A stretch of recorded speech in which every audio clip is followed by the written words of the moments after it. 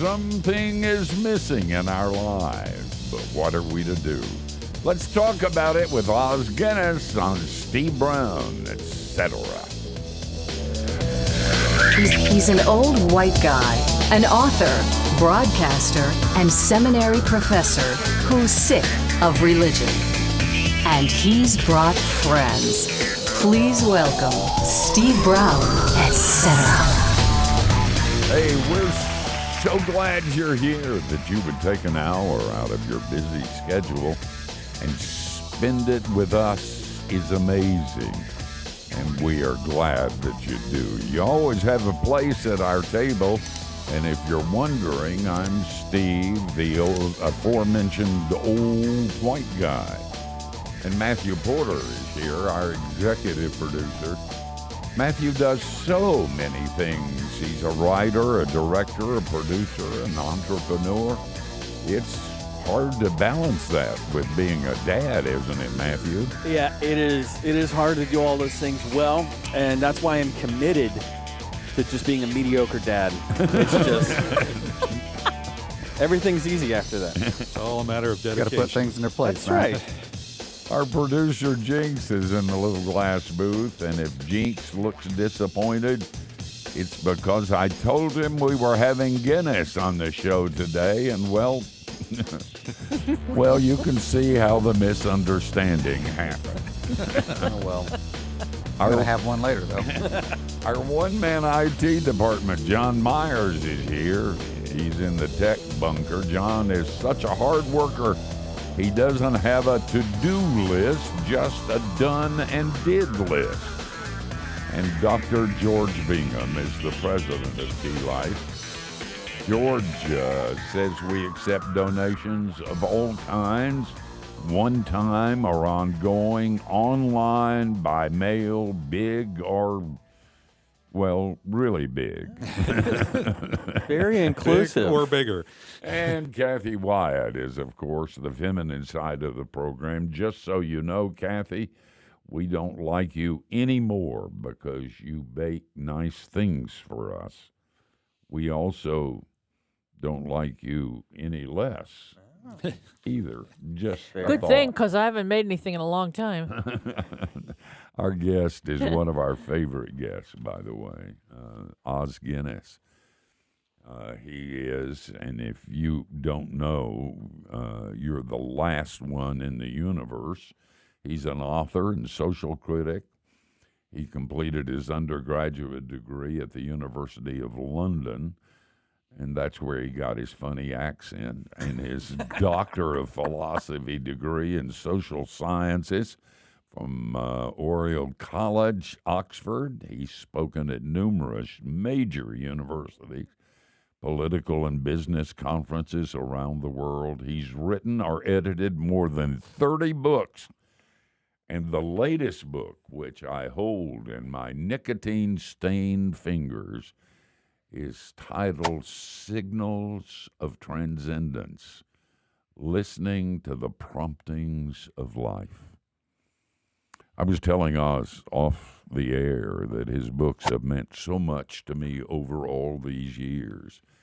But this one has a flavor about it that is different, and it came at just the right time for this old cynical preacher.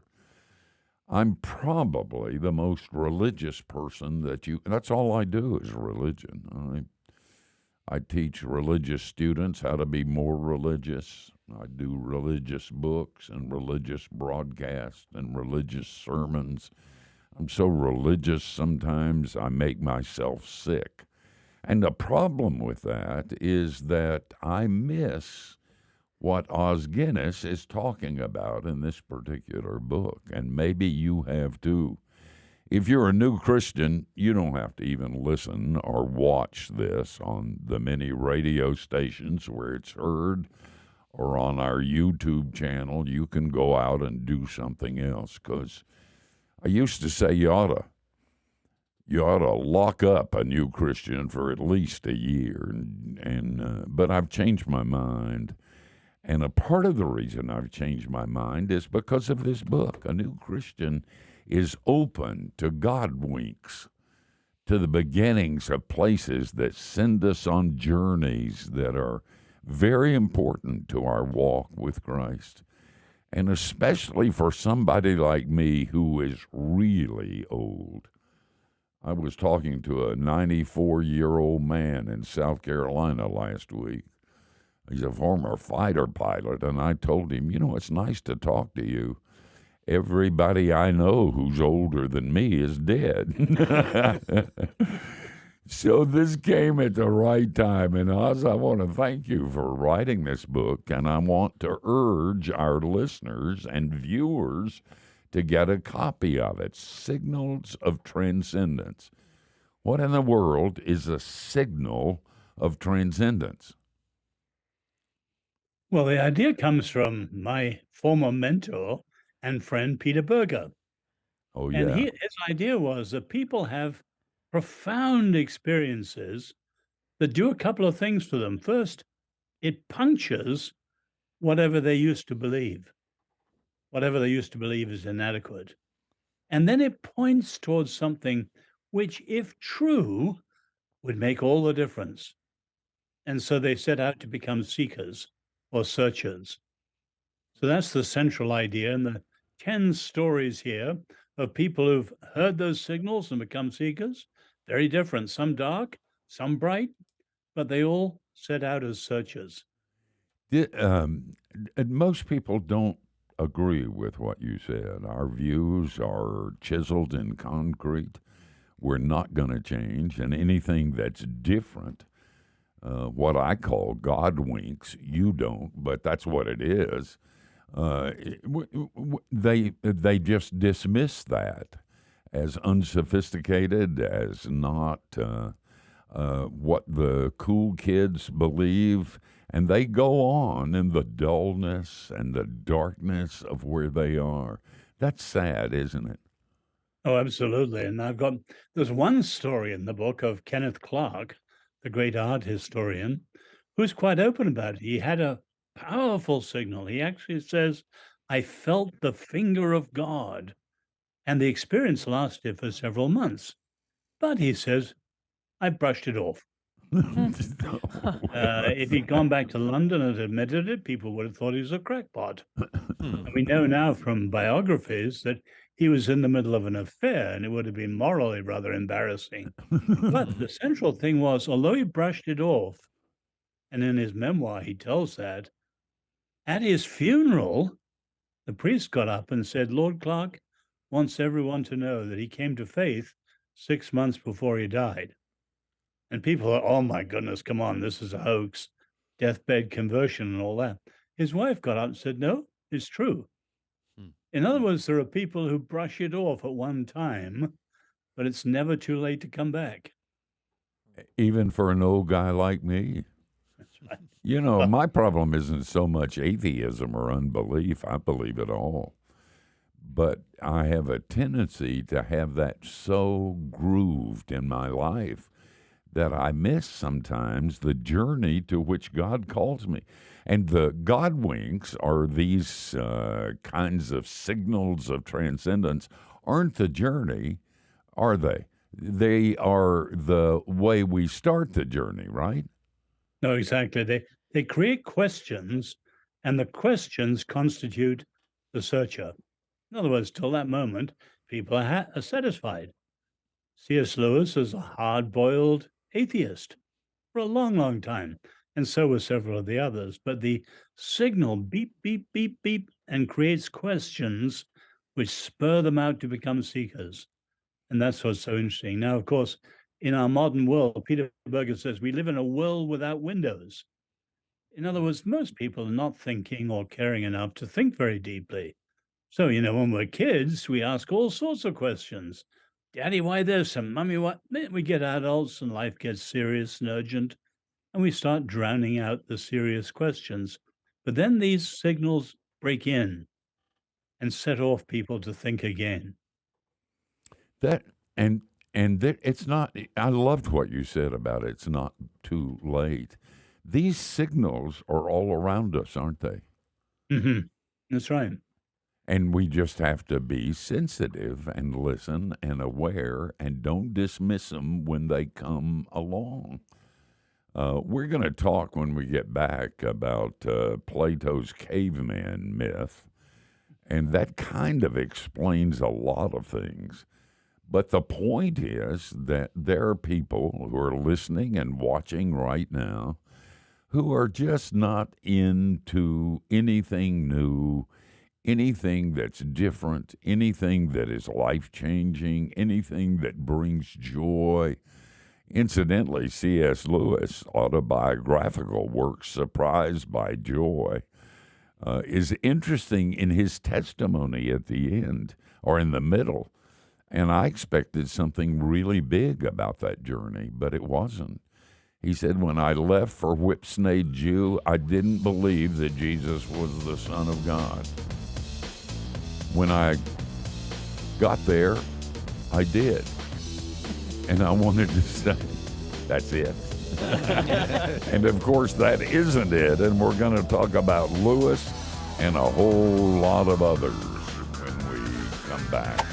The book, Signals of Transcendence, listening to the promptings of life. Don't go anywhere, because this could be an hour that could change your life, make all the difference in the world. But stay around for the commercials anyway. We do need the money, so don't go anywhere.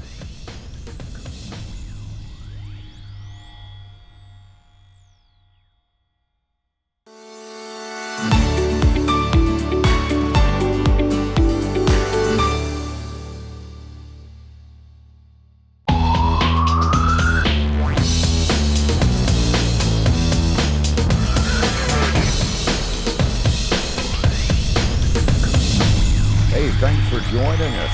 We're talking to author, speaker, and social critic Os Guinness. And his new book is titled Signals of Transcendence, Listening to the Promptings of Life. Okay, listen up. We're going to teach you Philosophy 101. Oz, tell us about Plato. We got it from Socrates, I think, and the caveman myth. Well, Plato's parable of the cave is probably the most famous parable in Western thought, apart from the parables of Jesus. And his idea was that we're like prisoners in a cave, and that what we think is reality is just shadows cast on the wall because of a fire behind us. But we take it as real because that's all we know.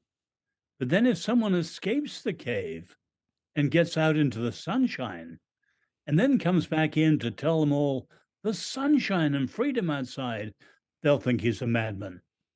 Because people would rather be used to the reality they know. And that's so true to where we are today. Peter Berger says, we live in a world without windows. So the traditional world, whether you're Jewish, Christian, pagan, Hindu, whatever, the unseen was not unreal. But in our modern world, the unseen is unreal. And so it's only what we can touch, taste, see, calculate, measure, weigh, and so on. The rest is unreal. And these signals break in and remind people there's a world outside, there's sunshine. Oh, yeah. And the signals draw us to that reality. Oz, on a totally different subject, Matthew gives us this great show prep every week that we can read through as we read through the books, etc. And I have to jump in on this one. Would you please tell us the odd and sad story of Salvador Dali's Cheetah? Oh, well, that story is probably some of you guessed is actually my wife. And, she went to USC, dated Tom Selleck, and was there with O.J. Simpson. And then on a whim, in a summer vacation, she chose you over Tom Selleck? You're making that up. He came down in the world. She went to San Francisco and just on a whim did some photographic modeling and never went back to USC. She shot from San Francisco to Toronto to Paris to New York, and found herself at the age of 19 engaged to a French baron who was the same age, multimillionaire, on the front cover of Vogue many times. Gosh. But they would go to Paris for the weekend. And one day they went to various friends of his, the Duke and Duchess of Windsor, Salvador Dali, Pablo Picasso. And one weekend, the party was in Dali's apartment. Huh. And he had his pet cheetah, what was called a painted ocelot. And this beautiful animal, lithe, had been desexed, declawed, de-everythinged, and it was pacing restlessly among the people, all these celebrities. And suddenly Jenny was looking at that, thought, my goodness, this is a caricature of what it was created to be. And then she looked at the people, and this is ground zero for surrealism in the 60s. And she thought, my goodness, we're a caricature of whatever we were meant to be. And it was as if an abyss opened up. And she said to her fiancé, we've got to search for the meaning of life. So it's that incredible little animal that set her off to look for something deeper and more meaningful. Signals of transcendence. And she found you. No, Oh, no. Jesus first, right? Signal received. You and Okay. Jesus. Yeah, they put it the other way. She did come to faith, and her then fiancé didn't follow her. Ooh. But, after 2 years of searching, people at Vogue sent her to a medium, all sorts of dark things. And one day she was walking up Park Avenue and said, God, if you're there, I can't find you. You'll have to find me. Oh, Wow. man. 6 months later to the day, her mother had friends in, and the friends were looking at her portfolio. And her mother was showing the portfolio, and they gasped. And Jenny said, why would you gasp? And she said, that's not a very good photograph. I agree. They said, no. You may not believe this, they said, but we're Christians. And 6 months earlier, we were on our way to a prayer meeting, and going out of a supermarket, the Holy Spirit said to us, buy that magazine and pray for the girl on the cover. Oh, my. And they had prayed every single day for that come photograph. And it was, then as she was known, Windsor, Jenny.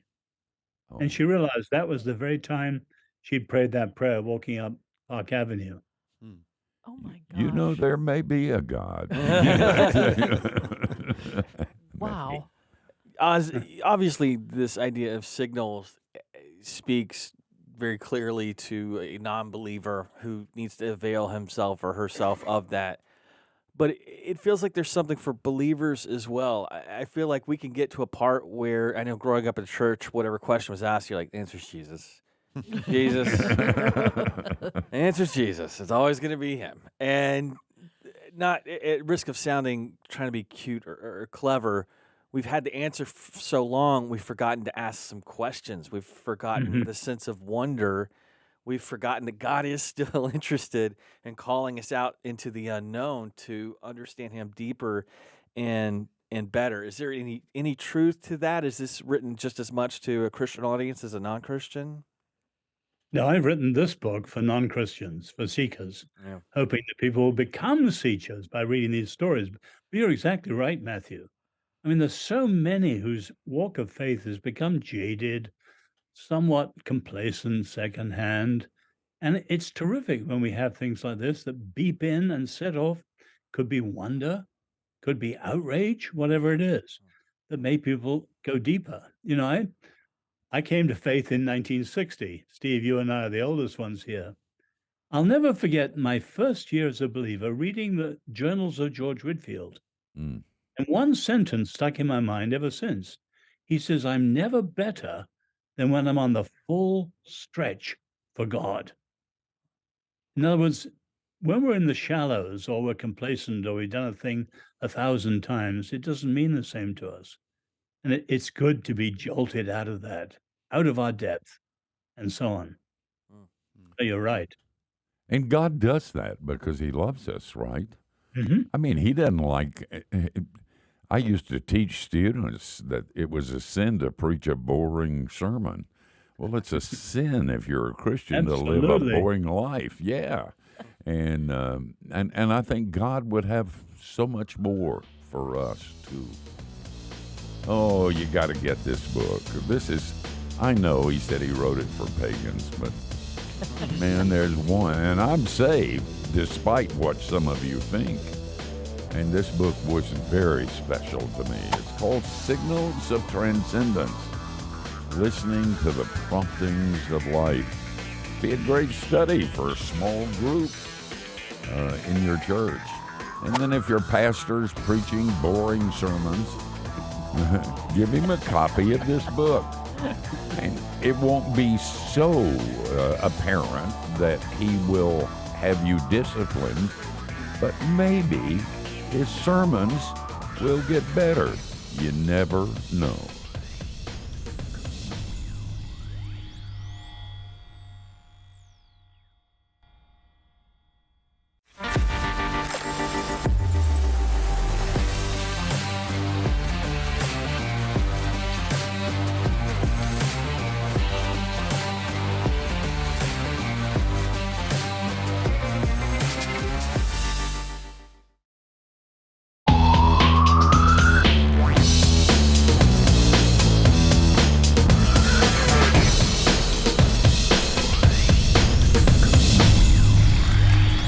We're so glad you're here. We're hanging out with author, speaker, and social critic Os Guinness. You can keep up with him at osguinness.com and on Twitter at Os Guinness. Os, you make reference in your book to, it made me think of the old book, Amusing Ourselves to Death. I think, was that Neil Postman? But it's become an increasing issue. I mean, we have more things to look at, entertainments, screens, our phone, computers.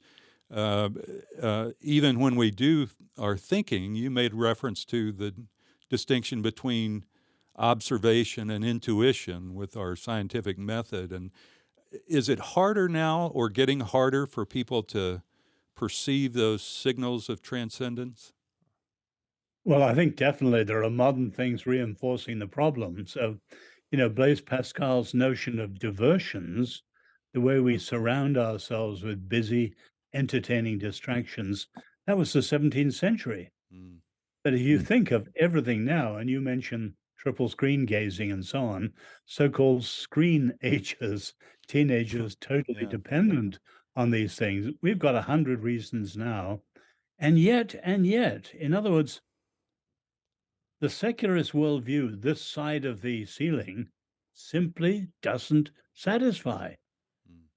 Ecclesiastes talked about eternity in our hearts. There must be something more. So whatever the pressures against it, the signals still beep, beep, beep, beep. Even when we're building our own Tower of Babel. Oh, that's right.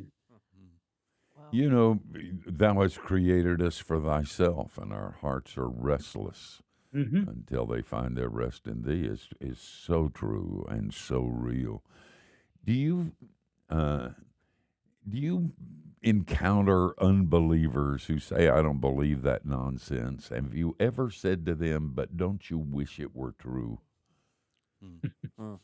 That's Well, I know a lot of people now, and we've gone through the new atheists. Dawkins, Hitchens, Dennett. And now we're in the era of what I call the wistful atheists. So I could think of at least half a dozen famous people, I won't mention names, but, one man I know sends his kids to a Christian school. Wow. Or another absolutely fascinated with the Christian roots of Western civilization. And you could go on down the line. In other words, they're wistful. They know what they're missing. I think that's where we are now. And the further our culture goes from the Lord, the more people reap the harvest of their rotten alternatives. And so more and more people will be thinking again, and we can count on it. As a culture, I think we're coming to the end of ourselves. Our problems are so far beyond us. There isn't a single leader that I know who is wise enough to change it. I mean, we're just in the morass, and I don't see answers all over the place. And I used to think that was bad, but I've decided it's a good thing. It's like a drunk who gets to the bottom and doesn't know what to do. And until you die for a drink, knowing that it's going to ruin everything, you'll never get sober. And that is an analogy to a culture, too. Would you comment on that? Well, Steve, I may have quoted this to you before. I'll never forget, I was with a congressman once, and he said, he's obviously thinking of the Dutch background. He said, if there's a flood, a small boy can be a hero putting his finger in the dike. He said, I'm looking at in America, there's not a flood, there's a mudslide. Who can stop it? And I think we're at a place, to put it what you said, no political activism, no legislation, no stands here or there will solve it. Nothing short of a genuine awakening, a revival of the word and spirit in power, like the first awakening or the second awakening, nothing short of that can turn America around. That's where we are, I think. And that's kind of God's business, isn't it? Absolutely. And I don't like people who, talk about a 1 week's evangelistic campaign as a revival. Or they talk about the coming revival as if we know. Yeah. Always it's the Lord's sovereign mercy, and all we bring is a huge amount of need and an urgent prayer. The rest is His. And so there is a sense when we get to that point, it's not all bad. It's a reason for hope for Christians, because that's often the place where God moves in, as in your signals of transcendence. I mean, they're there. They're everywhere for a culture and for an individual. And when we turn, because we don't have any alternatives, there's no other place to go, then maybe that's the beginning of not only personal awakening, but maybe even cultural awakening. You think? But Steve, each of the signals had a very sharp and insistent question. And so if we got time, we need to look at some of the stories. Okay. To see how this turned people around. All right. That's what we'll do. We're going to tell you stories when we get back. That's what Oz's book's about. It's got some incredible people that you know, some you like and some you won't, but who had a signal of transcendence. And the point is, you can have a signal of transcendence too, if you'll be still and you'll be patient and you look. And it always changes your life. Don't go anywhere. Like Jesus, we're coming back.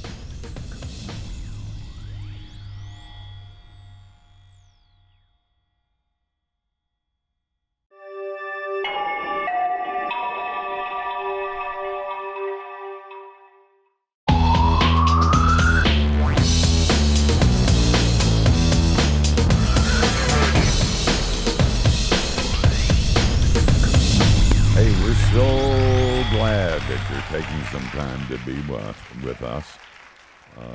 We're hanging out with Os Guinness. By the way, if you haven't yet subscribed to the weekly Key Life email, you're missing out. So while you're thinking about it, go to keylife.org/subscribe. And it's one of the few things in this world that are free. Os, your book is a book of stories, some names very familiar, some less so. But there's one that is particularly interesting, W.H. Auden. Can you tell us that story?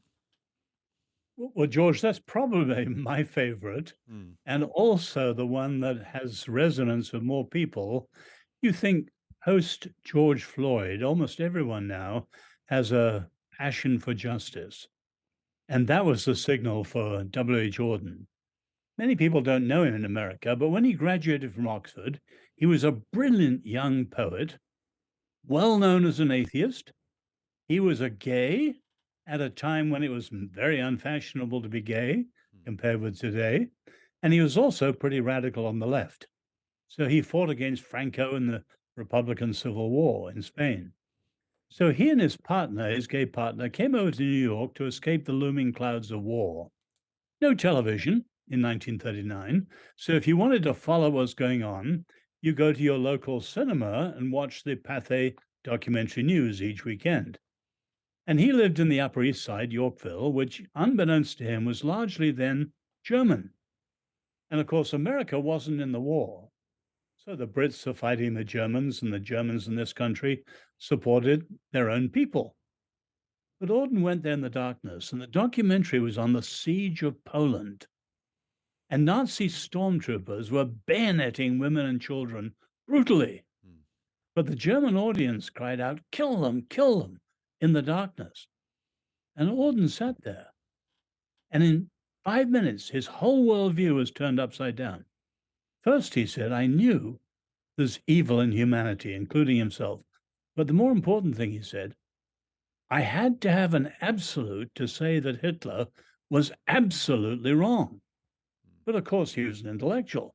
There aren't any absolutes. Everything's relative. No, Hitler was absolutely wrong. So my whole position was turned upside down. And he said later, I left the cinema a seeker after an unconditional absolute and met Jesus. Oh, man. Now, in his case, there wasn't very long between the signal and the complete turning over his worldview and his coming to faith. With other stories, more than 10 years with C.S. Lewis and so on. But Auden, it was a dramatic thing. He knew there had to be an absolute to judge evil as absolutely wrong. There is very irrational view of people who seek justice but are atheist. I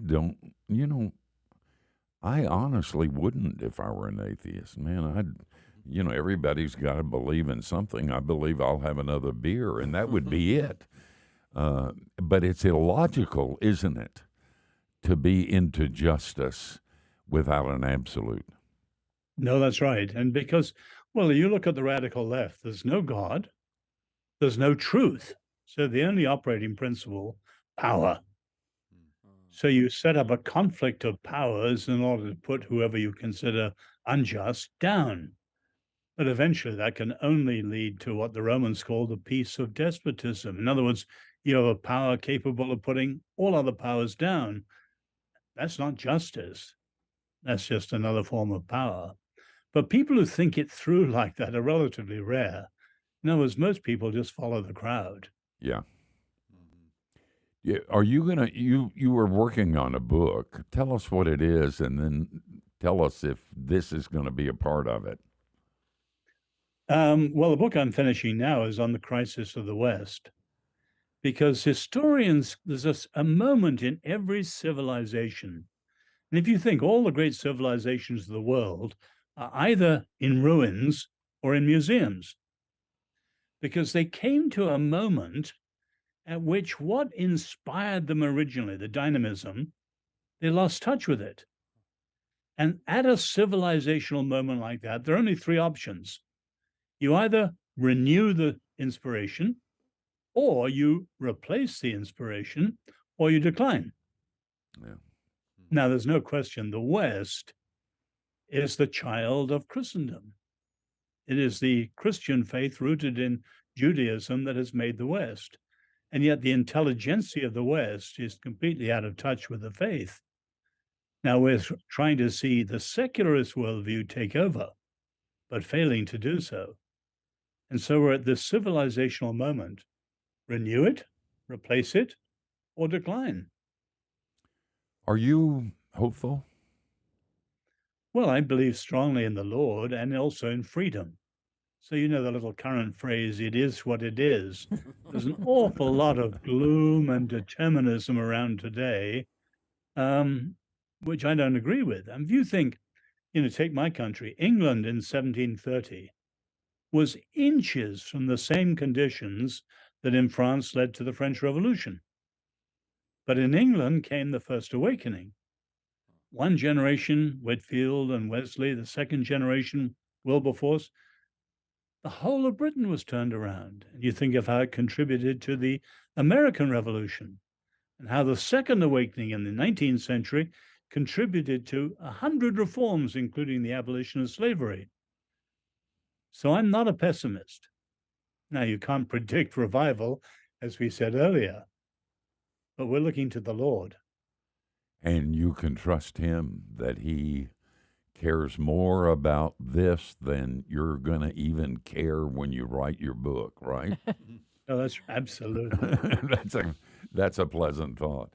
I'd like to get you to tell another story. We'd like to hear about your grandfather, but we don't have time. And you also, when we suggested it, didn't rise up and speak in tongues and say, "Let's do it." But if you want to know about Oz's grandfather, about his wife, about a bunch of people, and you would like to have signals of transcendence, get the book.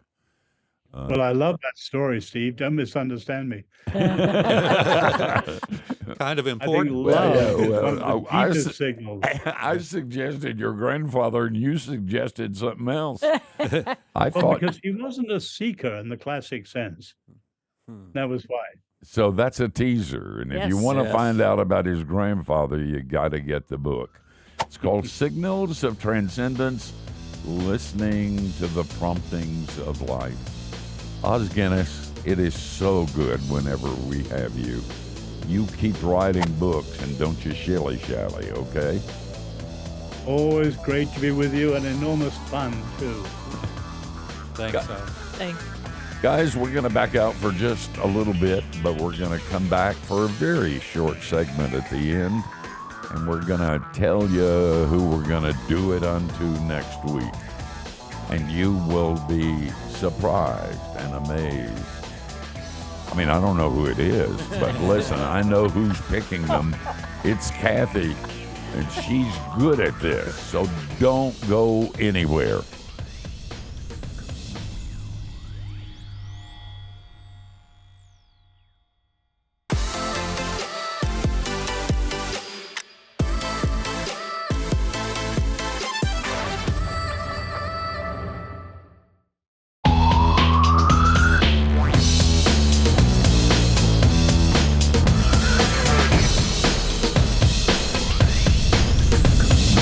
Hey, thanks for spending an hour with us.